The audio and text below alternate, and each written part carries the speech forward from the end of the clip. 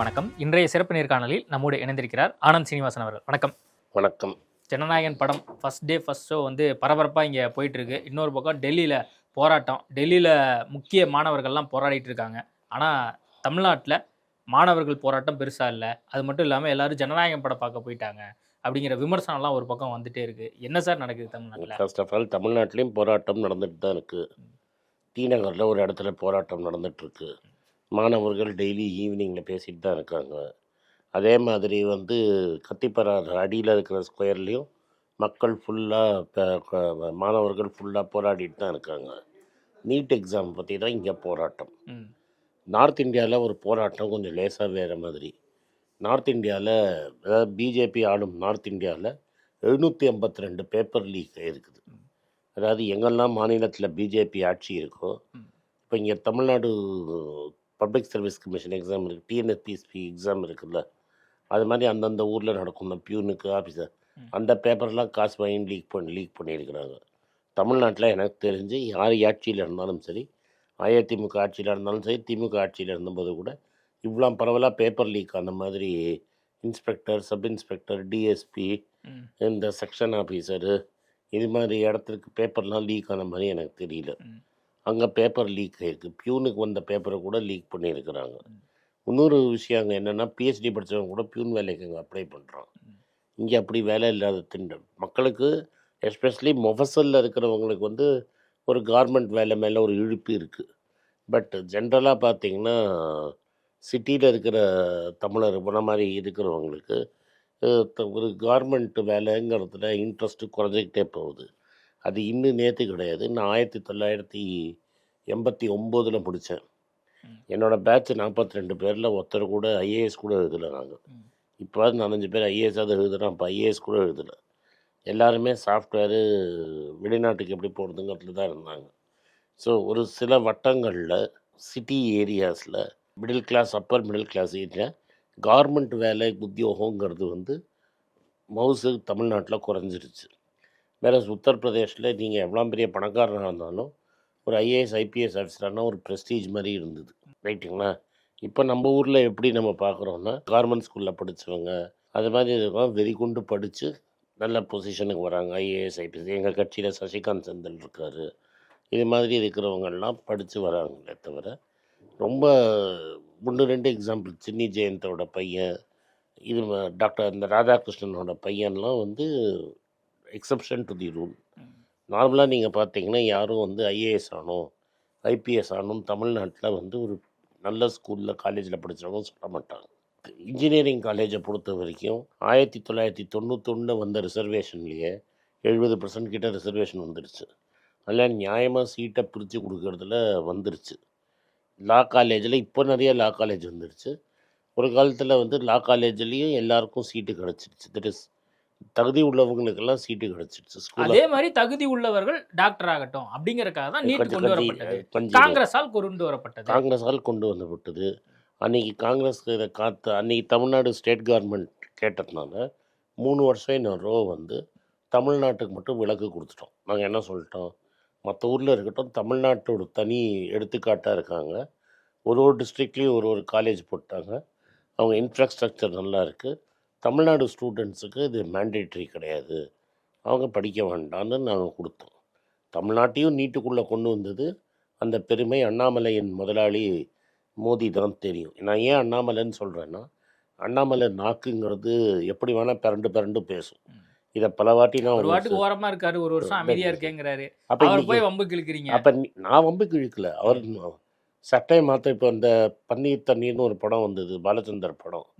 அதில் இந்த ஊதா கலர் சட்டை, அந்த கலர் சட்டை மாறுற மாதிரி சட்டை மாறினா நாக்கும் மாறும் இல்லையா? ஸோ அப்போ சட்டை நேற்று வரைக்கும் சாஃப்ரன் சட்டை இருந்தது. இன்றைக்கி என்ன சட்டை போடலான்னு பார்த்துட்டு இருக்கும்போது அவர் ஏன் விலகணும் அப்படின்னு சொல்லி அங்கே இருக்கக்கூடிய போராட்டக்காரர்கள், காங்கிரஸ் கட்சி ஏன் இவ்வளோ வலியுறுத்துறீங்க? 705 வருஷத்தில் 4 வாட்டி பேப்பர் லீக் ஆகிடுச்சுங்க. ஒரு வாட்டி பேப்பர் லீக் ஆனாலே ரோசாரம் தான் விட்டு போயிடுவான். 5 வருஷத்தில் 4 வாட்டி லீக் ஆகிருக்கு. சென்ட்ரல் போர்டு எக்ஸாமில் நீங்கள் பண்ண எந்த கம்பெனிக்கு நீங்கள் கொடுக்கக்கூடாதோ அவனுக்கு டெண்டர் கொடுத்துருக்கீங்க. ஒரு சின்ன பையன் எக்ஸ்போஸ் பண்ணிட்டான், எத்திக்கல் ஹேக்கிங் பண்ணி உடச்சி. நீங்கள் இதே ஆன்சர் ஷீட்டே மாறி இருக்குது. இன்னொருத்தர் ஆன்சர் ஷீட்டு இன்னொரு போயிருக்கு. அது இன்னும் பெரிய குற்றம். இது மாதிரி நடந்ததே கிடையாது நம்ம ஊரில். ஆன்லைனில் பார்த்தா சில பசங்க சொல்கிறாங்க, நான் எழுதின பேப்பரே இல்லை, இது வேறு பேப்பர்னு. ஸோ ரோல் நம்பர் மட்டும் எந்த இருக்குது, பேப்பர் நான் எழுதினது இல்லை. இது மாதிரி பல மக்கள் சொல்கிறாங்க. பிரதமர் மோடி கூப்பிட்டு பேசியாச்சு சார். பேசி என்ன மோடி அமைச்சர்கள்லாம் பேசிட்டாரு. பேசி இனிமேல் எவ்வளவு கடுமையான நடவடிக்கை எடுக்க முடியுமோ அதுக்கான சட்டங்கள் எல்லாமே கொண்டு வர போறோம்னு சொல்லிட்டாரு. 752 பேருக்கு வந்து இது வரைக்கும் ஒரு ஆளை நீங்கள் வந்து கன்விக்ஷன் வாங்கி ஜெயிலுக்கு அனுப்பல. 10-12 வருஷத்தில் 750 பேப்பர் லீக் நடந்திருக்குது. இத்தனை நேரத்துக்கு என் கோர்ட்டுக்கு மேடையில் ஏறி மித்திரம் பேசினா போகாது. நம்ம வந்து கோர்ட்டில் கேஸை நடத்தி ஜெயிலுக்கு உள்ளே தள்ளணும். முந்தாண்டு 2 வருஷத்துக்கு முன்னாடி குஜராத்தில் தான் கரெக்டாக கையும் காலமாக பிடிச்சாங்க. இன்னும் அவர் மேலே என்கொயரி நடத்தி அவர் வந்து ஒரு ஆர்எஸ்எஸ் சேர்ந்தவரே ஸ்கூல் நடத்தி பிடிச்சிருக்காங்க. கெமிஸ்ட்ரி டீச்சரோ பயாலஜி டீச்சரோ ஒருத்தர் பிடிச்சாரு. அவர் மேலே இன்னும் கேஸை நடத்தி ஜெயிலுக்கு கூட கொடுக்கல.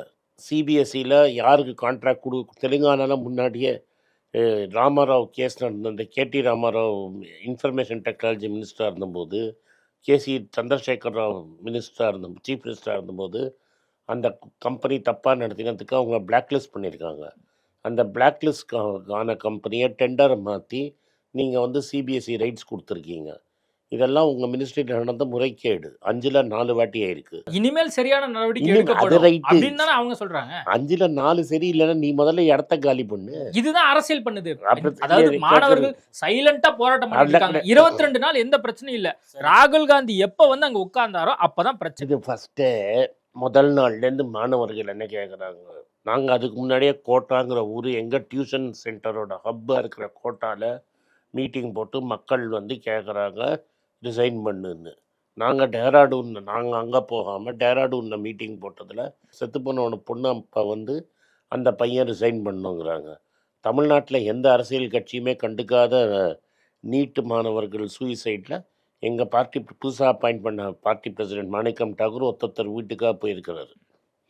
இதெல்லாம் கேட்டு மக்களோட வலியை தெரிஞ்சுக்கிட்டு நாங்கள் கேட்குறோம். பிரதமர் வீட்டு முன்னாடியே வந்து உங்களை போராட்டம் பண்ண அனுமதி பண்றாங்க. இதுக்கு மேல என்ன வேணும்? எங்க அனுமதி பண்ணீங்க?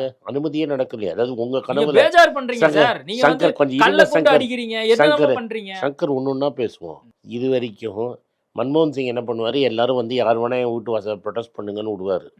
அப்போ செக்யூரிட்டி டிஸ்கெல்லாம் நாங்கள் சொல்லலை, நீங்கள் யாரையும் உள்ளே விடலை. அன்றைக்கி எப்படி ஆயிடுச்சுன்னா, அவர் வீட்டு பக்கத்தில் உட்காந்து அவருக்கு ஒரு பீதி வரும்னு நாங்கள் என்ன நம்ம தலைவர் என்ன பண்ணார்னா, கர்கே வீட்டில் எல்லாரையும் கூப்பிட்டாங்க, கர்கேவோட பர்த்டே கொண்டாடுவோம்னு.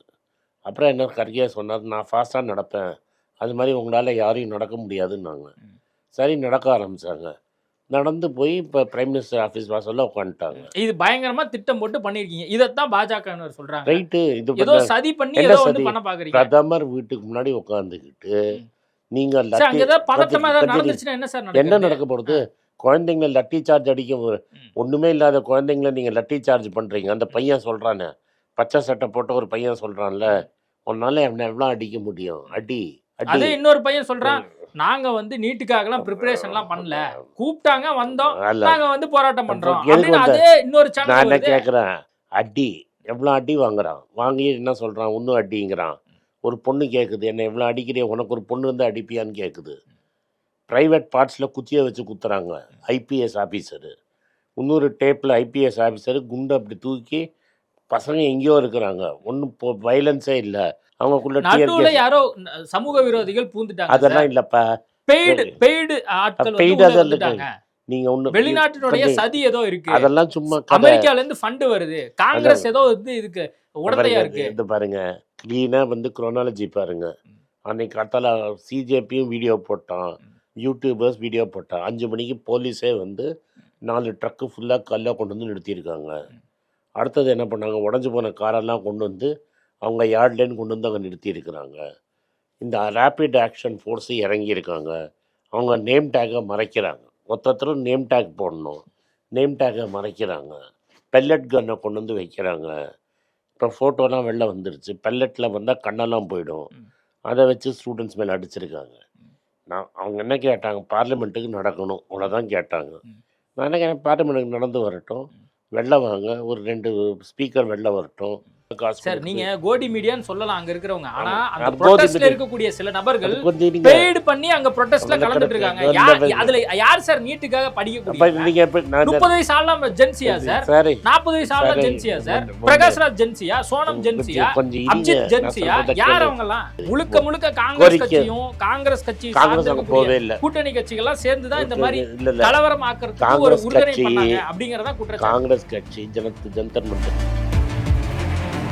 நீங்களா ஒரு போராட்டம் பண்றீங்க, கடைசியா வந்து நாங்க கலவரம் இல்ல, மக்கள் நடந்துருச்சுங்கிறீங்க. தானே. கடைசியா மன்னிப்பு கேட்கணுங்கிறீங்க பார்லிமெண்ட். மக்களை என்னதான் போராட்டம் இருக்கட்டும்ப்பா, எனக்கு ஒரு குழந்தை இருந்து